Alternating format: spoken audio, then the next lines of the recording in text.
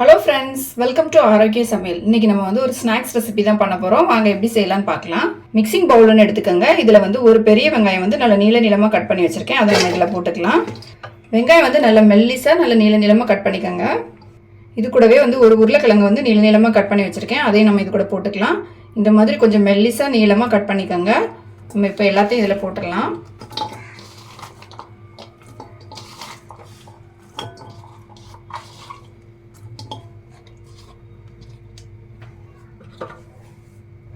பொடியாக கட் பண்ண கருவேப்பிலை கொஞ்சம் போட்டுக்கலாம்.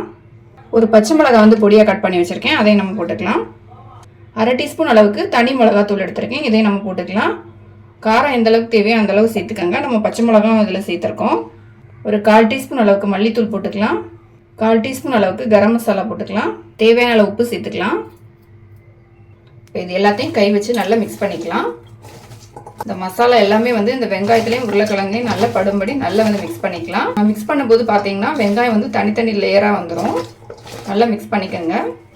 நல்லா வந்து மிக்ஸ் பண்ணிட்டேன். மிக்ஸ் பண்ண பிறகு பார்த்தீங்கன்னா நல்லா வந்து வெங்காயத்துலேருந்தும் உருளைக்கிழங்குலேருந்தும் தண்ணி விட ஆரம்பிச்சிருச்சு. இப்போ இதில் வந்து நம்ம ஒரு 2 ஸ்பூன் அளவுக்கு அரிசி மாவு சேர்த்துக்கலாம். 1 கப் அளவுக்கு கடலை மாவு சேர்த்துக்கலாம். இப்போ எல்லாத்தையும் நல்லா மிக்ஸ் பண்ணிக்கலாம்.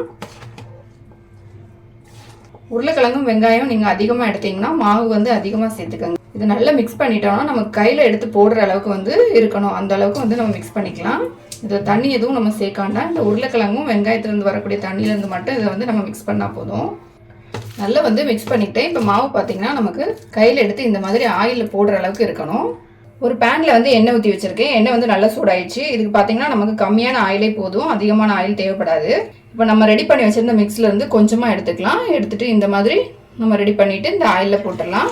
ரொம்ப தடியாக இல்லாமல் லேஸாக போட்டால் போதும். ஏன்னா நம்ம உருளைக்கிழங்கு வந்து கட் பண்ணி சேர்த்துருக்கிறதுனால அப்போ தான் ஈஸியாக வெந்து வரும். அதே மாதிரி உருளைக்கிழங்கும் கட் பண்ணும்போது மெல்லிஸாக வெட்டிக்கோங்க.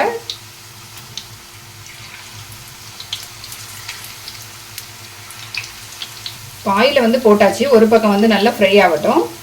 ஒரு சைடு வந்து வெந்துடுச்சு. நம்ம இன்னொரு பக்கம் வந்து திருப்பி போட்டுக்கலாம். குழந்தைங்க ஸ்கூல்லேருந்து வந்து ஸ்நாக்ஸும் கேட்டால் இந்த மாதிரி பண்ணி கொடுங்க. ரொம்ப டேஸ்ட்டாக இருக்கும். உருளைக்கிழங்கு வந்து எல்லா பசங்களுக்குமே வந்து ரொம்ப பிடிக்கும். ரொம்ப விரும்பி சாப்பிடுவாங்க.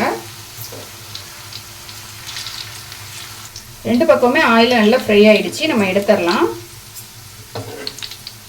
உருளைக்கிழங்கும் வெங்காயம் இருந்தால் போதும். நம்ம இந்த ஸ்நாக்ஸ் வந்து ரொம்ப குயிக்காக பண்ணிடலாம். நம்மளோட ஸ்நாக்ஸ் வந்து ரெடி ஆகிடுச்சு. உருளைக்கிழங்கும் வெங்காயம் இருந்தால் போதும். நம்ம வந்து இதை ஒரு 2 நிமிஷத்தில் ரெடி பண்ணிடலாம். கண்டிப்பாக ட்ரை பண்ணி பாருங்கள். உருளைக்கிழங்கும் வெங்காயமும் வச்சு எப்படி ஒரு டேஸ்ட்டான ஈவினிங் ஸ்நாக்ஸ் பண்ணலாம் அப்படிங்கிறத பார்த்தோம். இதை வந்து கண்டிப்பாக ட்ரை பண்ணி பாருங்கள். குழந்தைங்க எல்லாமே ரொம்ப விரும்பி சாப்பிடுவாங்க. இந்த வீடியோ உங்களுக்கு பிடிச்சிருந்தா லைக் பண்ணுங்கள், ஷேர் பண்ணுங்கள். மறக்காமல் என்னோட சேனலை சப்ஸ்கிரைப் பண்ணுங்கள்.